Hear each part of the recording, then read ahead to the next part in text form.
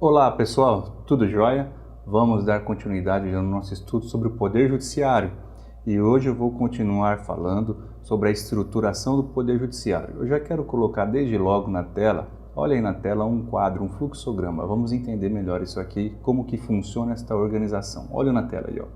No primeiro grau nós temos os juízes de primeira instância e perceba que nós temos juízes federais, estaduais, juízes do trabalho, juízes eleitorais e juízes militares. Acima deles estão os seus respectivos tribunais, o órgão hierarquicamente superior.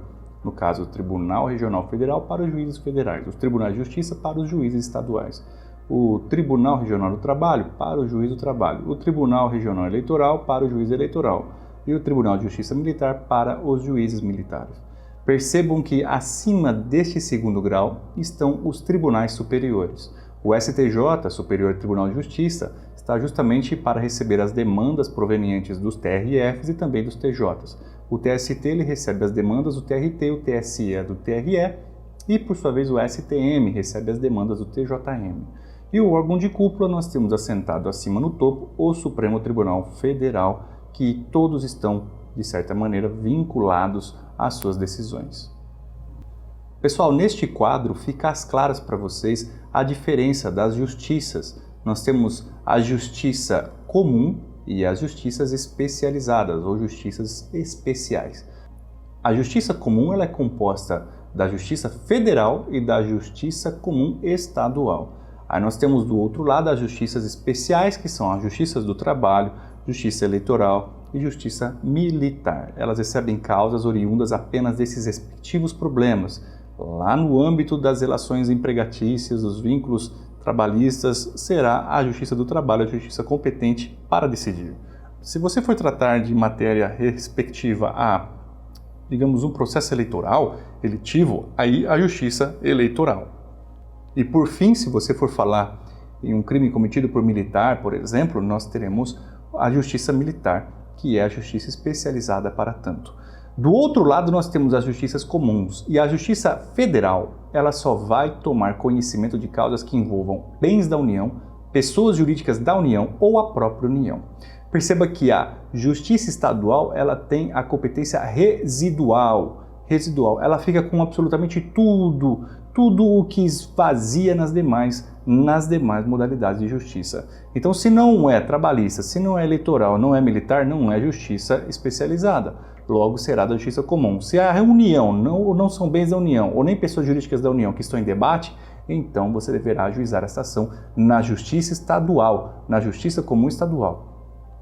A justiça comum estadual, portanto, pessoal, ela recebe um número muito grande, né? A imensidão das causas em trâmite tramitam na justiça comum estadual. E aí você tem desde problemas sucessórios, né, direito de sucessão, de família, de guarda, de incapacidade, de cobrança de crédito, de execução, de crimes. Toda a maior parte de problemas que trafegam no Poder Judiciário estão nas justiças comuns estaduais. De acordo então com o quadro colocado para vocês até agora e comentado, fica às claras que o Poder Judiciário ele efetiva o duplo grau de jurisdição. O princípio do duplo grau de jurisdição, que significa nada mais nada menos do que a possibilidade da parte ter ao menos um recurso à sua disposição, a fim de que a decisão judicial seja combatida e enfrentada e levada a um órgão hierarquicamente superior para que a pessoa possa receber uma segunda decisão, uma decisão mais acurada de um órgão hierarquicamente superior, compostos estes órgãos por juízes mais experientes, mais maduros, que têm uma facilidade maior no manejo da caneta. Vejam então que aí nós teremos a efetivação do princípio do duplo grau de jurisdição.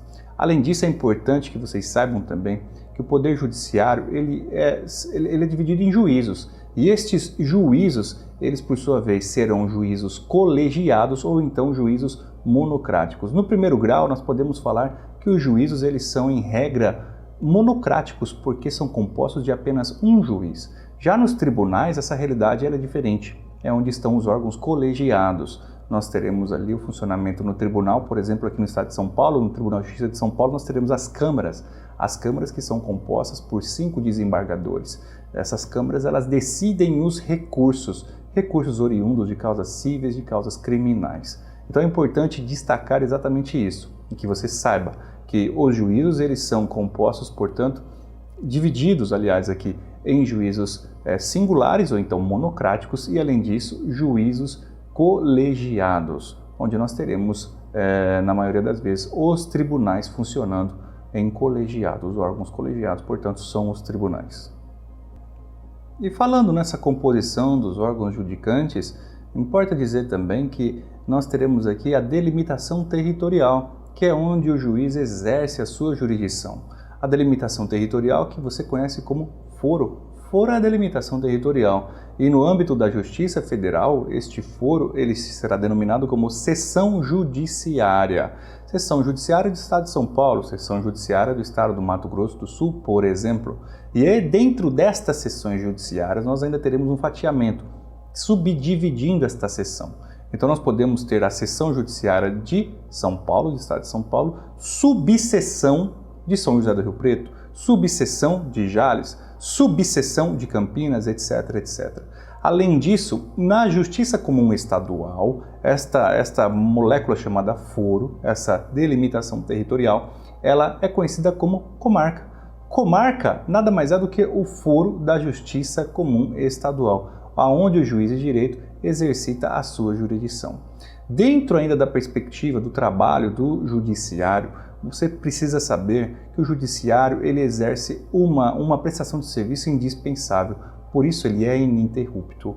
No entanto, nós temos a suspensão dos prazos processuais no âmbito civil. De acordo com o Código de Processo Civil, os processos eles ficarão suspensos no dia 20 de dezembro, aliás, os prazos processuais ficarão suspensos do dia 20 de dezembro ao dia 20 de janeiro, quando teremos a retomada no dia 21 dos prazos processuais na esfera civil. Mas não é de nada estranho os tribunais baixarem provimentos a respeito de matérias criminais, suspendendo também os prazos ao final de cada ano, os prazos dentro dessa matéria, a fim de possibilitar um certo relaxamento por parte dos profissionais, como por exemplo os advogados que não têm férias. Então, uma possibilidade de um convívio maior com a família, um lazer maior. Dentro ainda da perspectiva do judiciário, não há que se falar em férias coletivas em regra, porque nós ainda temos as tais férias coletivas no âmbito dos tribunais superiores. Os tribunais superiores eles gozam de férias coletivas que, uma vez estipulada na própria Constituição Federal essa possibilidade, ela não foi afastada. Lá na Constituição está apenas dizendo que não haverá, no âmbito de primeiro e segundo grau, férias coletivas.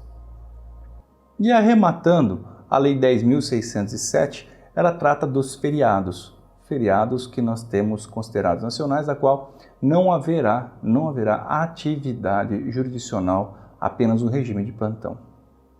Eu vou fazer a leitura da lei com vocês e de mais alguns dispositivos da Constituição Federal. Olha na tela.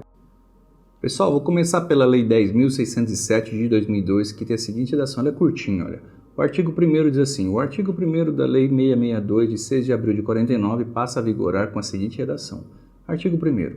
São feriados nacionais os dias 1º de janeiro, 21 de abril, 1º de maio, 7 de setembro, 2 de novembro, 15 de novembro e 25 de dezembro. Então, estes dias são considerados dias de feriados nacionais. Nós não teremos, portanto, expediente nestes dias, a não ser no regime de plantão. E o artigo 93, inciso 12 da Constituição Federal fala que a atividade jurisdicional será ininterrupta, sendo vedado férias coletivas nos juízos e tribunais de segundo grau, funcionando nos dias em que não houver expediente forense normal, juízes em plantão permanente. E por fim eu quero ler a LOMAN com vocês, a Lei Orgânica da Magistratura Nacional, conhecida como LOMAN, a Lei Complementar 35 de 79. Ela estipula lá no artigo 66, parágrafo 1º, o seguinte, olha lá. Artigo 66. Os magistrados terão direito a férias anuais por 60 dias, coletivas ou individuais. Parágrafo 1º. Os membros dos tribunais, salvo os dos tribunais regionais do trabalho, que terão férias individuais, gozarão de férias coletivas nos períodos de 2 a 31 de janeiro e de 2 a 31 de julho. Os juízes de primeiro grau gozarão de férias coletivas ou individuais conforme dispuser a lei. Parágrafo 2º. Os tribunais iniciarão e encerrarão seus trabalhos, respectivamente, nos primeiro e último dias úteis de cada período, com a realização de sessão. Então você viu que os juízes eles possuem essas férias coletivas. Mas a Emenda Constitucional 45 de 2004, conhecida como a Emenda do Judiciário, ela aboliu as férias coletivas no âmbito do primeiro e do segundo grau de jurisdição, conforme nós já fizemos a leitura do artigo 93 do inciso 12.